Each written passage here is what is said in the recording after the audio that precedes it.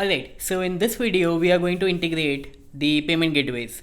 Okay, so I'm gonna click on add payment, right? And let's say I wanna connect Razorpay. Okay, so it's gonna ask me for the key ID and the key secret. Again, it's a same thing. I am inside my Razorpay account. I need to go inside the settings, and over here if you will see, I need to select the API keys, right? API keys, and generate a live key. So I've got the key ID. Alright, let's come back and put the key ID over here, and a key secret. Let's come back and put the key secret over here. Alright, and click on save, and this is done. At the same time, let's connect Instamojo.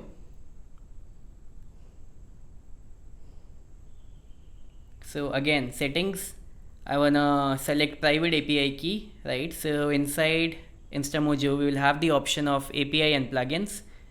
So this is the private API key, alright, and the authorization token. Right now, this is very important that you put the right key and the right authorization token in Instamojo or whether in Razorpay, because only on the basis of that your payments are going to pass, right? So you click on save.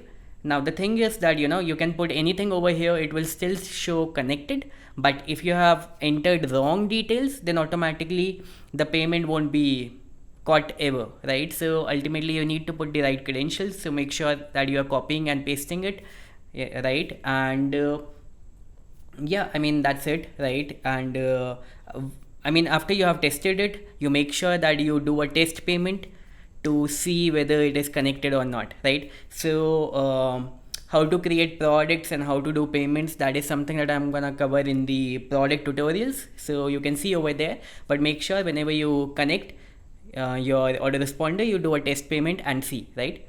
So yeah, this is it for this video. I'm gonna see you in